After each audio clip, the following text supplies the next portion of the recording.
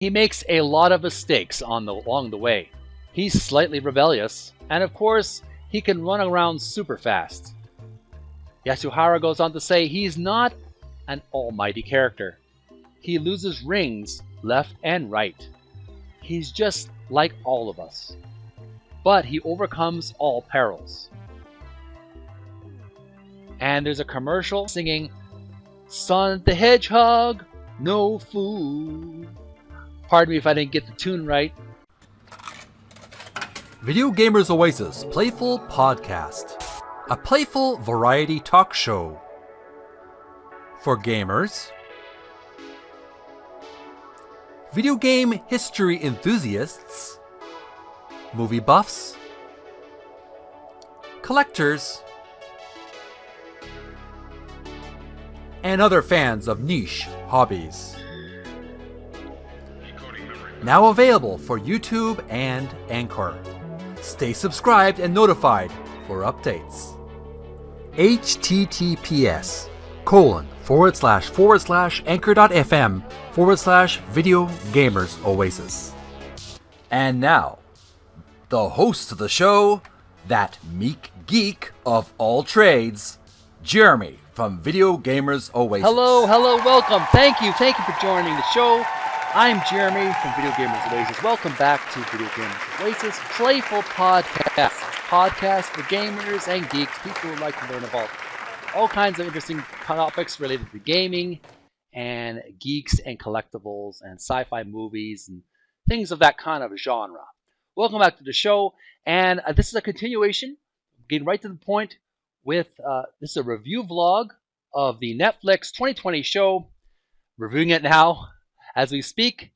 Netflix High Score. It's a TV show, a documentary miniseries, 9 episodes, and it's basically chronicling the history of video games and the interesting, very, very interesting people behind the video games in history.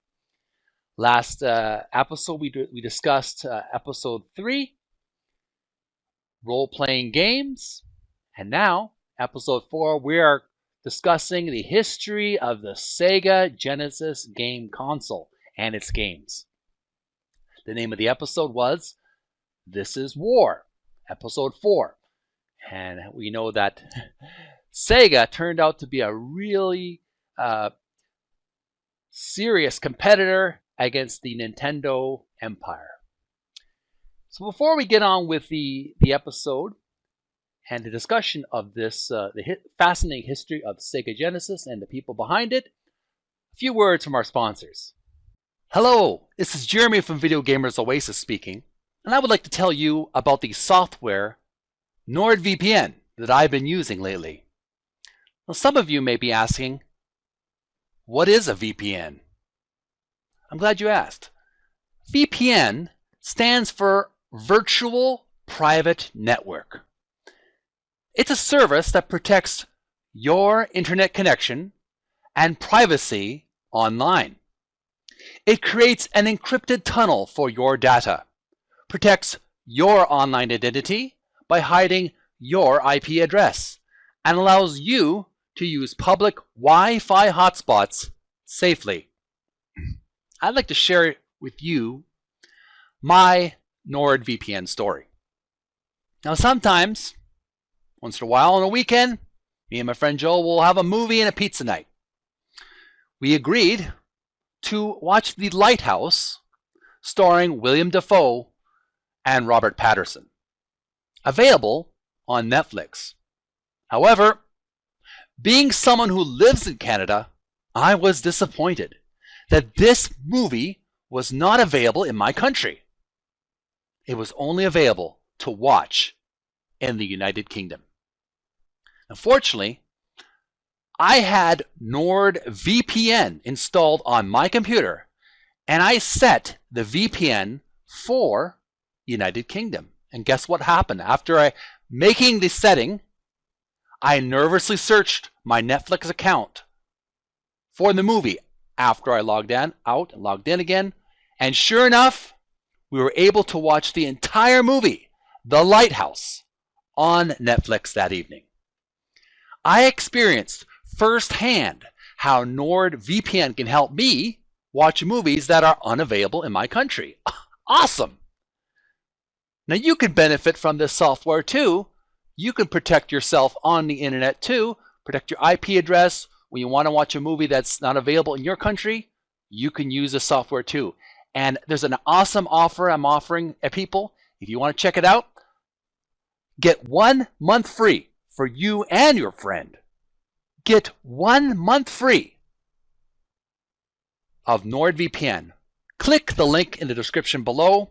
Remember, you have a 30-day trial of the software if you wish. If you're dissatisfied after the 30 days, you can get your money back. No questions asked. NordVPN. Get 1 month free of online protection. Click the link in the description below. The new era in RollerCoin has just begun. Play games. Complete daily tasks. Level up your season pass and get more free rewards than ever. Upgrade the season pass to enjoy exclusive event pass items. This update includes new store, unique daily offers, room skins, miners collections, and many more. Don't waste your time and hurry up to join the game. RollerCoin. Click the link in the description below.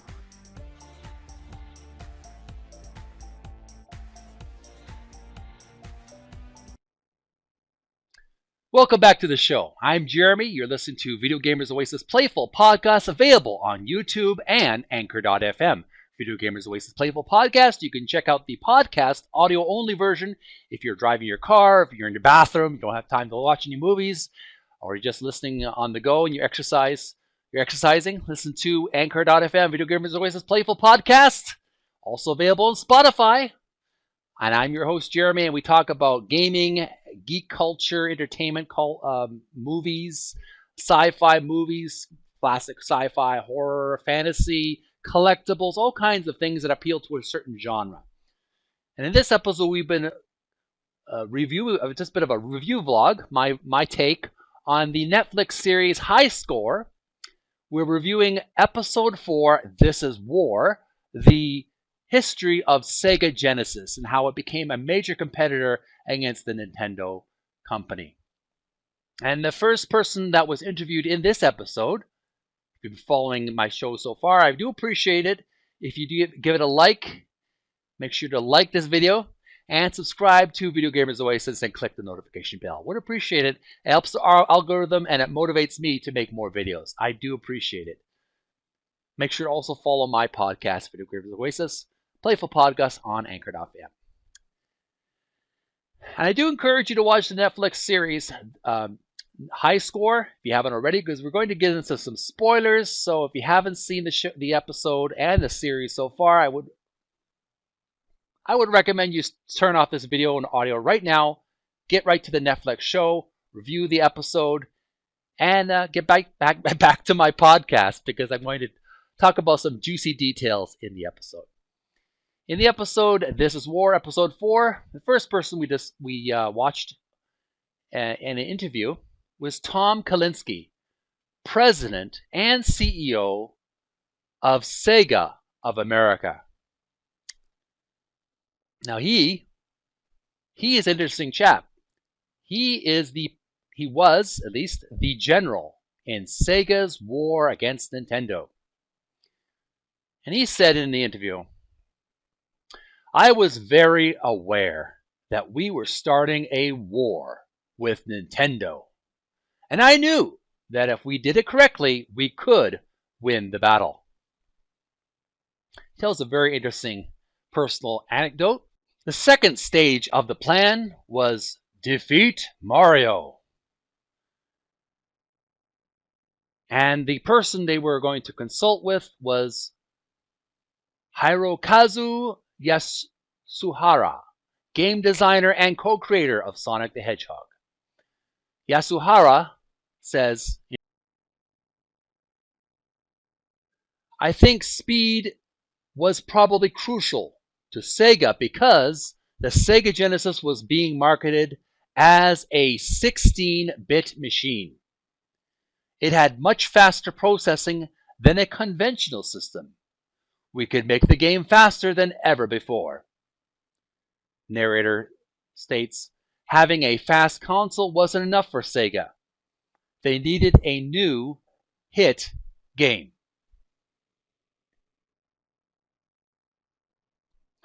So game designer Hirokazu Yasuhara looked for a little inspiration.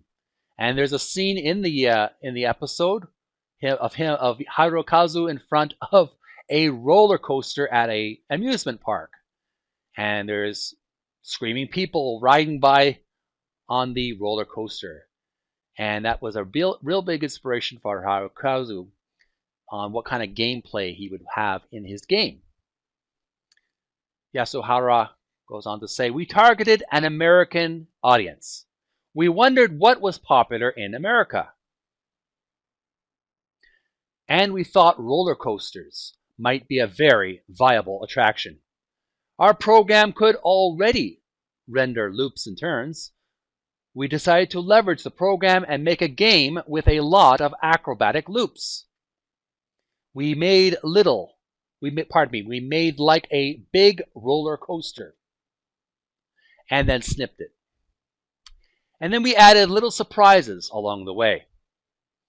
Narrator goes on to say, and with some thrilling gameplay and sketches in hand, the final element Sega required was a mascot to outrun Mario. So he designed, there's some scenes in the episode where Yasuhara is drawing a detailed storyboard with all these loops and curves of like a roller coaster like game platform kind of style of game, and it looked like a very exciting idea for the hero to go through. We're still on the stage that Tom Kalinske had in his battle plan, stage number 2, defeat Mario. And the person that they interviewed next after Hirokazu Yasuhara was Naoto Oshima. Naoto Oshima. He was the co-creator of Sonic the Hedgehog. He was the major designer of the character. Oshima says in the interview, the game was developed before the character, and then we created the character designs that best fit the game. See, Mario was cute. He was a little plumber in overalls. So Naoto Oshima wanted to design something different, something edgy, sleek, aerodynamic. Oshima says, we finally settled on a character that could run faster than anyone and could curl up and attack.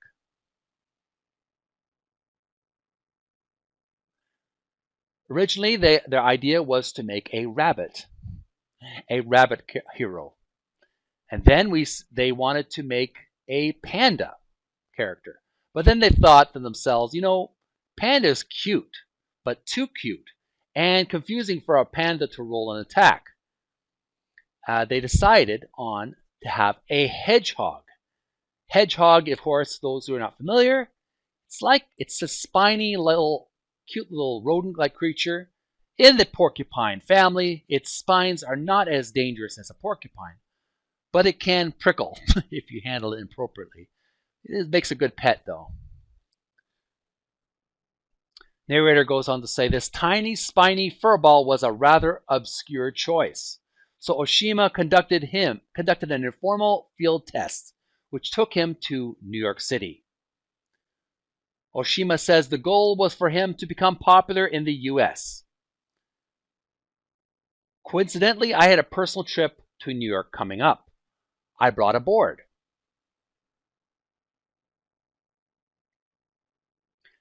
There's a scene with Oshima drawing Eggman, Dr. Robotnik, Sonic the Hedgehog, and Bunny Rabbit, actual characters in the Sonic the Hedgehog universe. Now, he goes on to say, I drew out a hedgehog. a human character, and another animal. And I took a survey in Central Park of the characters that people liked. That's how I became confident that the Hedgehog was the best. So meet Sonic, the speedy hedgehog who would become Sega's next mascot. And he wasn't just all smiles, he was fierce and ready to attack. Oshima says, once it curls up into a ball, it looks unbeatable.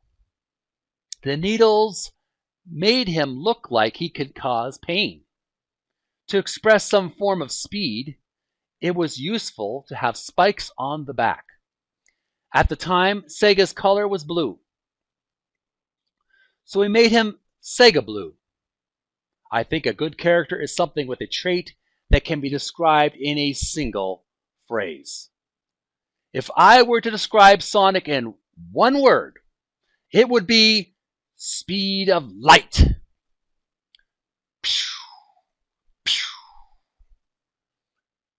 Narrator goes on to say, on paper, Sonic was fully crafted, from his sneaky eyes to his fancy sneaks.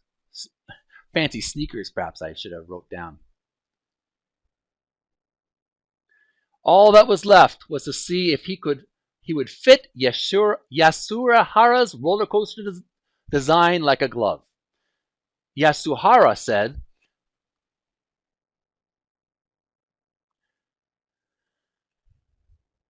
people tend to think games are a solitary activity, but the game designer is always there behind the screen. Whenever the game player makes an action, the designer leads them on to the next thing, encourages them with a reward, and leads them onward.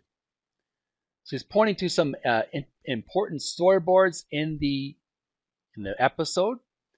When he rolls, he doesn't simply bounce back. He bounces really fast on the spring and suddenly gets transported to a new place. Also, we supply ups and downs in the game experience, very much like a pinball machine.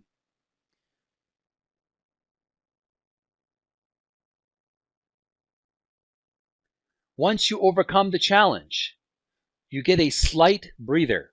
By adding these waves, you heighten the feeling of accomplishment. That's how we build games. And all of that work paid off big time when Sonic launched in 1991. The game was jam-packed with springs, loops, and nearly endless supply of gold rings. It's quite possibly the most iconic game Sega ever made, and gave rise to a new legion of competitive players. So the next person they introduced for the interviews was Chris Tang. And we're still on stage 2, Defeat Mario of Tom Kalinski's Battle Plan. Now, Chris Tang says, I've been in the industry for a while, he says. He knows a lot about video games, as the narrator mentions, because his resume is long. Chris Tang, of course, is a game designer, game tester, the voice of the Boom Tetris for Jeff meme. Meme fans might be familiar with that terminology. Nintendo World Champion finalist. Chris goes on to say, I was meeting girls and saying, hey, I'm a Nintendo champion now, what's up? The Nintendo Championships was the start of his competitive gaming career, but his favorite video game was actually a Sega game. So what happened was he's best known for playing in the 1994 Sega World Championships. And there's a scene of Chris skateboarding down a road and collecting holographic Sonic rings as he cruises on his skateboard.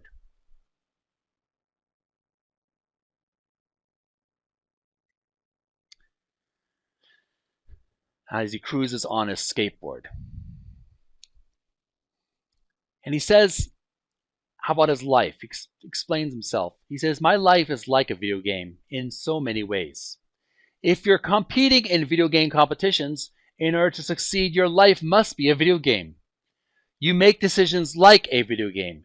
You must play precisely and perfectly. Do not make any mistakes and be focused. So I got one shot, and I have to make the most of it. That's what he thought. So he played in the 1994 Sega World Championships. Sega had its own magazine called Sega Visions. And in the article, they announced, we're going to reveal the next Sonic game, and there's going to be this competition, and 100,000 people are going to compete against each other for $25,000 and find out who the best video game player in the world is. And this event was called Rock the Rock for 3 reasons. Number 1, it was televised on MTV, a very, very, very popular rock music video channel at that time. Number 2, the preliminaries were held at hard rock cafes across the world. I'm not sure if they're available anymore right now, but those who remember, they were very popular during that time. Hard rock cafes. And number 3, the grand final competitions would be held at Alcatraz, aka The Rock. It was a prison island, basically, where the worst criminals were imprisoned there. Chris was confident he had what it took, since he was very good at playing Sonic the Hedgehog. And he was excited. This would be a real world championship. They had preliminaries in Japan, France, and Brazil. Chris entered the preliminaries in San Francisco, his and the Rock's hometown. At the event building, he was roped off. Everyone was roped off, separated. And the event was very crowded. They had a line of stations that people would play on, and they had elimination rounds. No mistakes allowed. The event was reduced from a large crowd in the building to 2 finalists in the room. Chris made it in the top 2. Chris made a perfect run and won for San Francisco. And there were some weird prison gimmicks on the way to the preliminaries and beyond. The company reps gave Chris an old-fashioned black and white prison cap, just like they did in Alcatraz. And they handcuffed him to a briefcase. It was a gimmick, mind you. And they hauled him off to a limousine and drove him to the finals. Very bizarre proceedings for the finalists.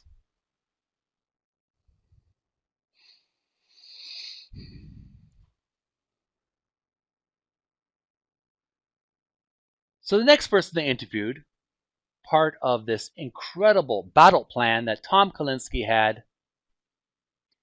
If you remember, in the beginning of the episode,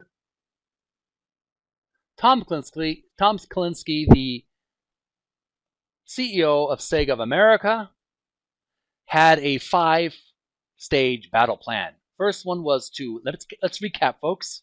First one was to lower the price. Stage 2 of the plan was to defeat Mario. And stage 3 is a new one.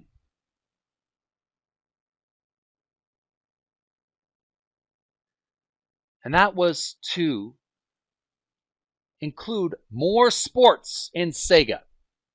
Tom Kalinske, the CEO of Sega of America, knew that the teenage player was into sports. Sega needed a sports game. So he hired Trip Hawkins. A little bit about Trip Hawkins in this interview with him.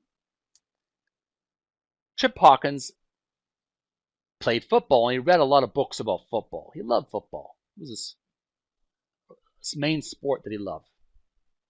He even had a lot of fantasies about being a football coach.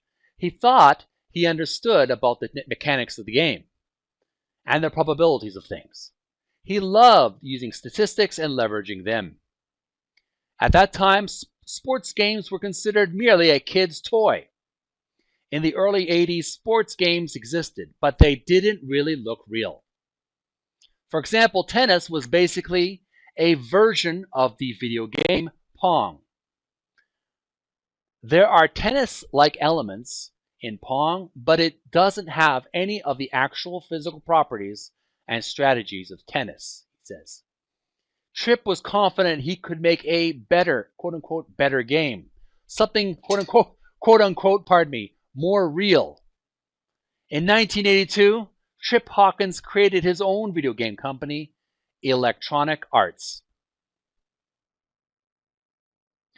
Shortly after starting Electronic Arts, Tripp was itching to create a football game. He was going to do it anyway, no matter what investors thought about it, or anybody else. Everyone at the time knew it was Tripp's pet project, Tripp's thing, quote unquote.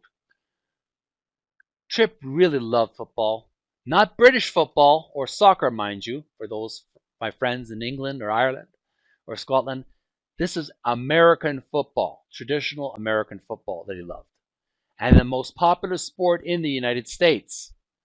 Tripp knew that football was really complicated, and one single play can unfold in countless different ways.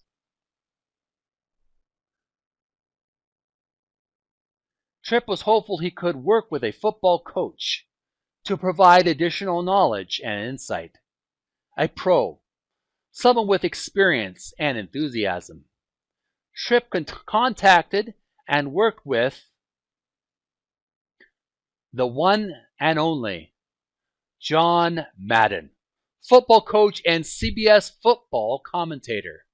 He won the Super Bowl coaching the Oakland Raiders and was inducted in the Pro Football Hall of Fame. Tripp thought, this guy could be really great to work with. So Tripp planned a trip, you could say, to see Joe Madden. He said, I had spent a lot of time preparing a 60-page design document and a dossier of several pages of questions I wanted to ask him, including the question about 7-on-7 football, because the machines of that time were 8-bit and memory was limited to have a real 11-on-11 football game. I knew that John knows about 7-on-7, where it's really more than about executing the plays. And I just thought I'd run right by him and get his detailed input. Tripp flew to Denver and boarded an Amtrak train with John.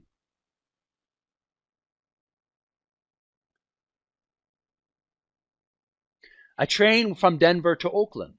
It was a ride more than 1,200 miles, crossing 4 states. This is the funny reason why they were on a train together. All because John Madden, the famous, heroic, professional football coach, was afraid to fly. Tripp and John Madden spent the next 2.5 days, all day and night, talking about football. They talked about pigskin, they talked about kicks, and Tripp asked about his stripped-down version of the game. What do you think about doing 7-on-7 football? Tripp asked John Madden. John Madden shook his head and replied,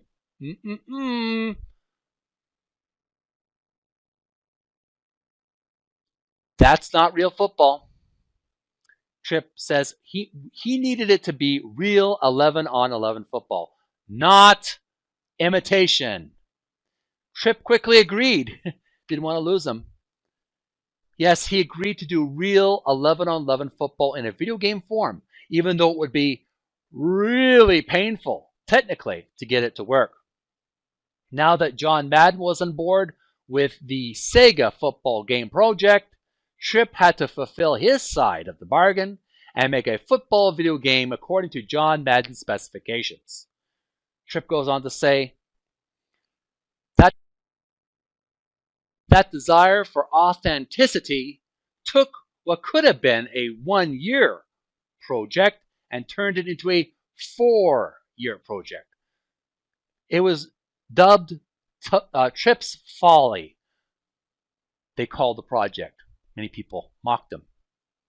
Tripp and his team had really bit off more than they could chew. And here we have an example of John Madden football for the 8-bit Apple II and later 16-bit Sega.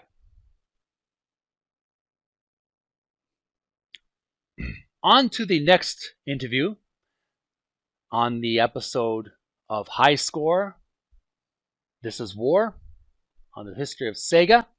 We hear from Joe Ybarra. He was a producer of the upcoming game, Joe Madden Football. And Joe Madden's football, Joe Ybarra, who was the producer, Joe Ybarra was the producer of the game, and he says he always liked to use technology to solve problems. He is very passionate about building immersive worlds. Ybarra goes on to say the big idea was to bring professional football onto the personal computer. But we weren't sure if this could be done in the first place. So as a producer, Joe had the determination and passion to make this game work. So using sticky memo pad notes. Joe Rivera says, the layers of a football game are complex and robust. So developing the technology to reflect an entire 60-minute, 22-man football game with player statistics and add infinite amounts of plays was really difficult to do. And there's even a scene in the episode with Joe Ybarra taking a whole white wall and sticking different colored memo pages, notepads, sort of different colors, red, blue, green, yellow, purple, and each representing a different player, different play. And he goes on to say you have to think about the players on the screen. How fast is this guy? How agile is he? How smart is he? Now we have 22 of them, so there's 22 different roles. So now you have them all working in concert together. That's another layer, which is how we do the team editing. How are the plays executed? What kind of cues do the user have? What is the user interface going to be? So Madden is built upon the idea that we embrace these layers, make sure that each of one of them did the job that it's needed to do to make football seem real. And finally, in 1988, John Madden Football was released on the Apple II computer. Very exciting moment in history.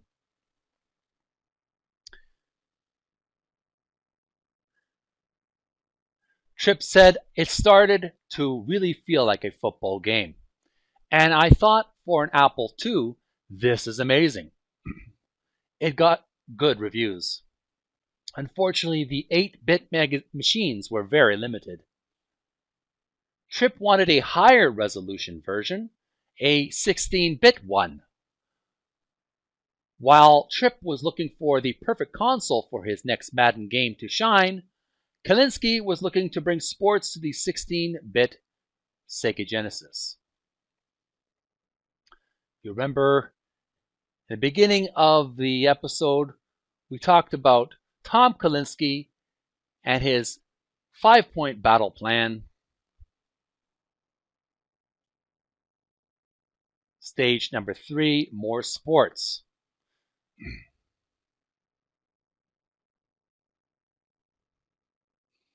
According to Tripp, the Madden game for the Sega Genesis was fabulous. Finally, after 6 years, it looked like a real football game. It was really, really, really a great game, according to Tripp.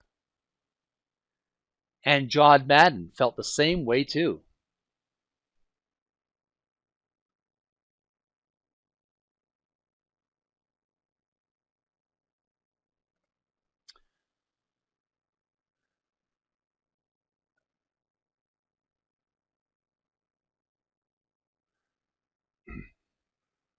Joe Yarbera adds, the personality of John Madden reinforced the professionalism of the product. It immediately gave us credibility.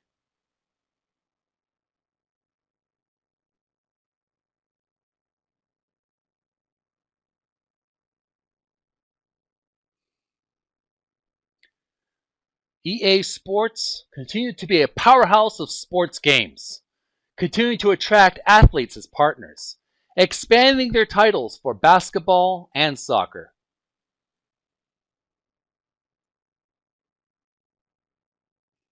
You're listening to Video Gamers Oasis Playful Podcast. I'm your host, Jeremy, from Video Gamers Oasis, and we are doing a review vlog of Episode 4 of High Score, the history of video games. We're learning about the history of Sega Genesis. The episode is This is War. And we're learning about various amazing individuals behind the games of Sega Genesis and its success. The next person they interviewed was George Bellamy. And we're still on the stage number 3 of Tom Kalinski's battle plan. More sports.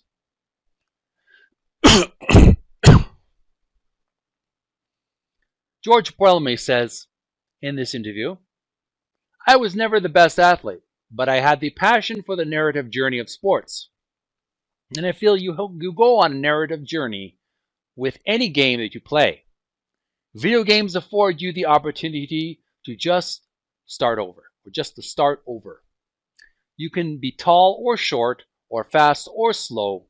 In games, we all start at the exact same place and have the opportunity to begin to play together. Gordon, in this interview, is African American and gay. Gordon grew up believing that people like that had to live by a different set of rules. For Gordon, when he played video games, he felt content that the rules were always the same. He could be the best version of himself and playing by the same rules when he was playing video games. Gordon Bellamy loves to play Joe Madden football on the Sega Genesis because it was the first game to achieve the feeling that the player was part of the action. The player felt like one of the 22 football players in the games. There is an art and science to making the game feel right. According to Bellamy, Gordon found Joe Madden football magical. For the first time, you could enjoy football the way people enjoyed football on Sundays.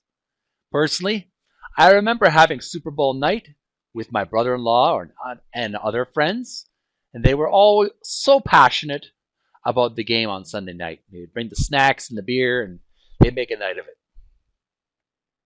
According to Gordon, throughout the week, he was hooked on playing Joe Madden throughout the week, not just on Sunday. Madden was the one video game that Gordon identified with that actually changed his life. Gordon Bellamy was so hooked on Madden football, it motivated him to chase after a career at Electronic Arts. Gordon wanted to design video games like Madden football as a career. Gordon mailed his resume to Electronic Arts, but he didn't get the response he wanted. He persistently called up the office on the phone to introduce himself. Repeatedly, he finally spoke to Jim Simmons and had a shot at an entry-level interview. Gordon had a job to work on Madden and was able to improve Electronic Arts' flagship game. Originally, because of graphical limitations, all the players had to be of one race. In reality, at that time, the majority of players in the NFL were African American. Gordon had to wait all his life to see players of color and see a reflection of himself in games. In 1995, with the help of Gordon, African Americans were added to Madden football in Madden 95. According to Gordon, it was provocative because people never saw black people on the back of major sports games. For marginalized people, who were used to being put in small spaces, it was very refreshing to Gordon to see African American people being the default race in a video game. It mattered a lot to him. Because of Gordon's efforts, Madden leveled the playing field and scored big for Sega. Now people who would not usually play video games were magnetically drawn to the Sega Genesis because of Madden football, and especially because of Madden 95 football. Specifically, it really helped out the business. This is Jeremy from Video Gamers Oasis, and you're listening to Video Gamers Oasis Playful Podcast. And we're doing a review vlog of the series High Score on Netflix. Episode 4, This is War. This is the episode talking about the rise of Sega Genesis and the brilliant minds behind their different games and technology in the Sega Genesis. If you remember, just a recap, what was happening. We were originally listening to Tom Kalinske, the CEO of Sega America, and he had a 5-stage battle plan. Let's review that battle plan, shall we? Stage 1, lower the price. Stage 2, defeat Mario. Stage 3, more sports.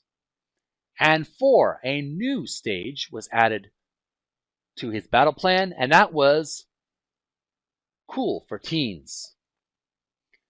The narrator explains, while Nintendo was fun for kids, Sega wanted to prove that they were too cool for school.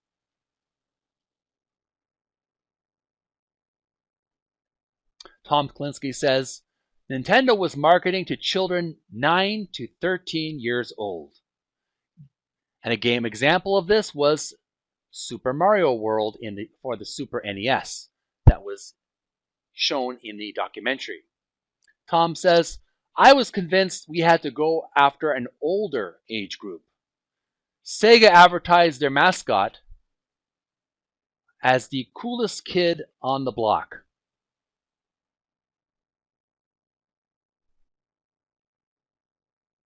And you remember that mascot?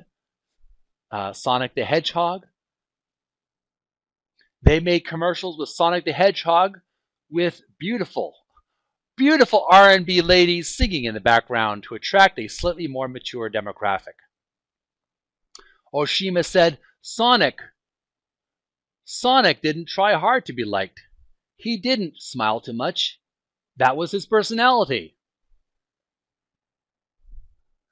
In the commercials, Sonic the Hedgehog came across as a smart alecky sassy rebel, as opposed to the noble and gallant hero Super Mario.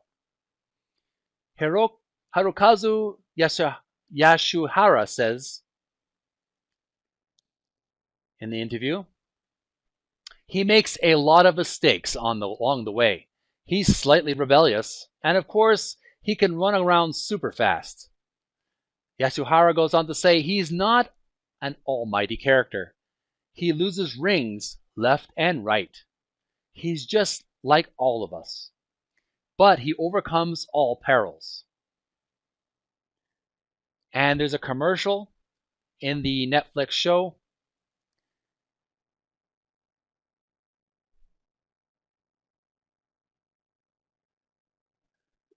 There's a commercial and again those beautiful R&B ladies are singing Sonic the Hedgehog, no fool. Pardon me if I didn't get the tune right. I'm obviously off base there. My voice is not very musical tonight. So Tom says in the interview,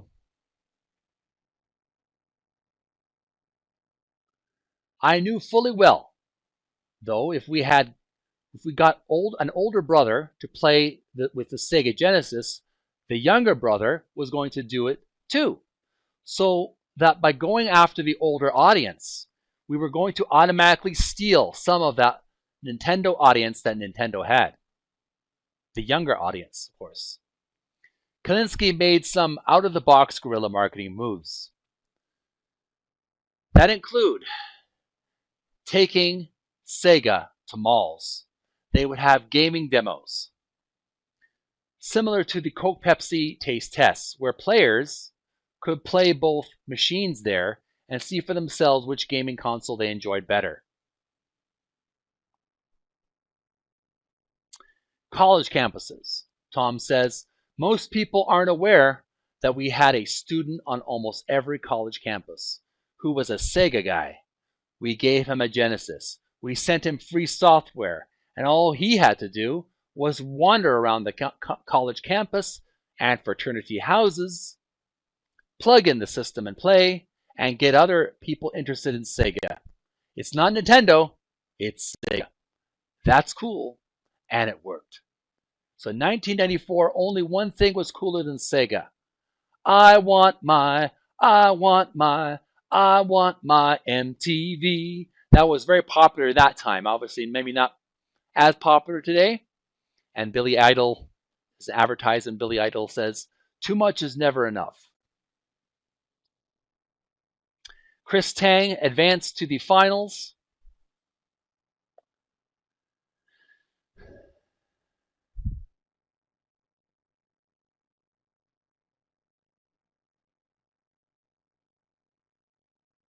Chris Tang advanced to the finals of Rock the Rock.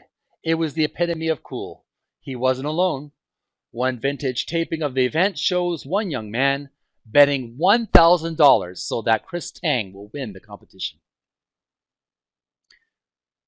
Chris had an entourage to cheer and to train with.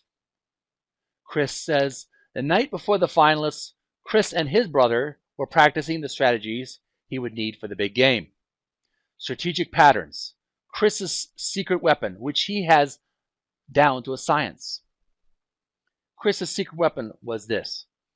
When you break the game down to its basics, it's a set of variables and decisions that you make in real time. So in Sonic, the maps are very large. There are multiple ways that you can go. You can take a loop to go to the right, or you might find a springboard that bounces you up to a totally different area. And traversing these things takes time, so you have to choose. Do you spend your time going up? Do you spend your time going right? Do you backtrack and get the rings over there, or is it not worth it? So plotting that out, having that all in my mind, and being able to figure out what I needed to do in what situation and risk manage all of that at the same time is part of the complexities of the competition. So after staying up all night long at the hotel room, he was too excited to sleep. Chris headed toward the event. Chris's friend said, "Are you ready?" Chris excitedly responded, "Yeah, let's do this." So let the game begin. The event organizers bussed Chris and the other competitors to the pier, 25 people in total. They introduced everyone. They boarded a boat, and then they were off to Alcatraz.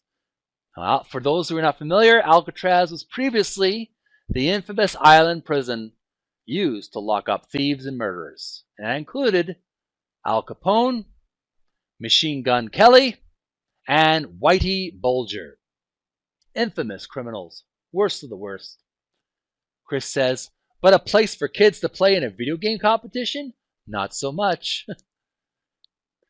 The organizers eventually put Chris and the other competitors into a big room, the public area of the prison, with all the game stations. And they went over just how the competition was going to work. First, the 25 contestants play for 3 minutes. Then the 2 players with the highest amount of rings go on to the final face-off. 24 global opponents, giant TV crew, and, if I may add, they had Mega Babe Daisy Fuentes as a reporter at the event. It must have been hard for Chris to keep a clear head. Of course, he was a young man, probably his final stages of teenage, hormones running high. You know what I'm talking about. And when it was time for Chris to play in his preliminaries, he had to be completely focused. Chris and the other contestants were locked into positions. One of the mock prison guards, people dressed as prison guards, and one of them blew his whistle, and they were off. The crowd went wild. Chris says, I was smart to play it safe so that I wouldn't get hit.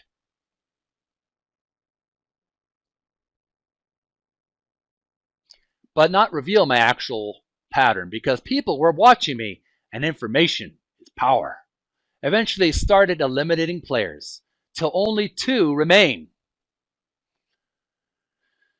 It was Chris Tang, 248 rings, versus Mark Guinane, Guinane, Guinane from Boston, and he had 274 rings. The 2 were headed to the finals in the big house, the playoffs. The 2 players had to play Sonic side by side on their own game machine inside a strange octagonal cage out in the open, with the audience cheering all around. Chris had 3 minutes to get as many rings as he could, so he had to get more rings than Mark. This was the time for Chris to reveal his final pattern to win this. At one point, Chris doubted himself, thinking his opponent had more rings than he did. At one point, Chris quickly hit pause on his game just to compare. But then I assume he resumes the gaming. Chris did a victory roar. Yeah! On MTV, they put the final footage into slow motion, and it's an iconic image. Of course, needless to say, Chris won the competition. The Sega World Champion, Chris Tang, winner of the $25,000 prize. When asked by Daisy, Big Daisy, hope I don't get in trouble for saying that. It was in the Netflix episode, folks. I'm not adding it to it. She asked, "What would Chris do with that money?" Chris responded, excitedly, "Buy games, play." He must have been really punch drunk during that time. Very excited, overexcited. I'd be too if I won that much. For Chris, it was a real emotional, really thrilling moment and one of the greatest moments in his life. Chris's story is a testament for Sega's cool victory.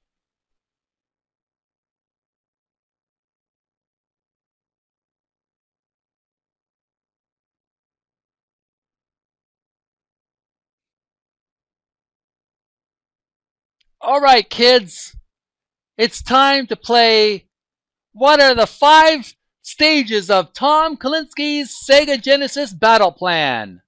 Can you remember them all?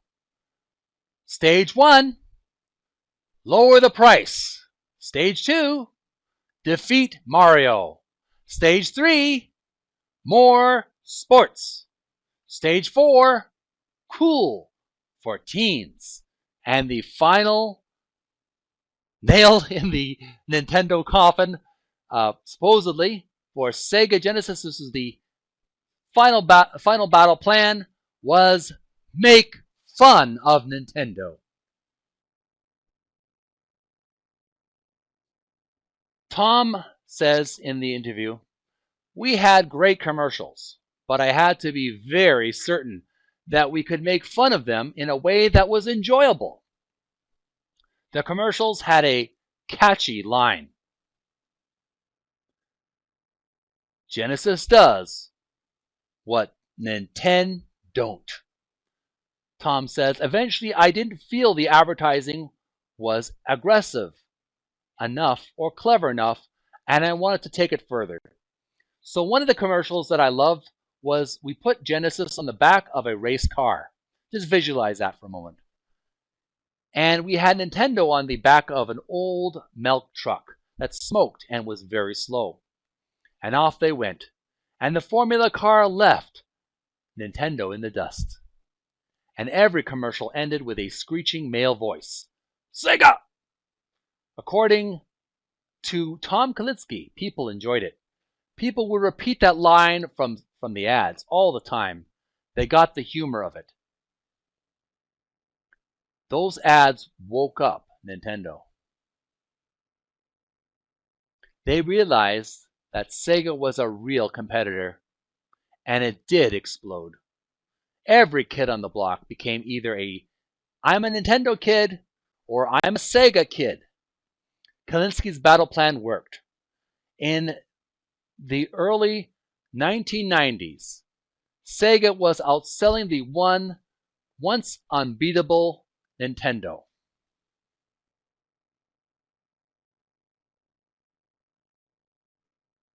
The ads were becoming very popular, and so was playing Sega games.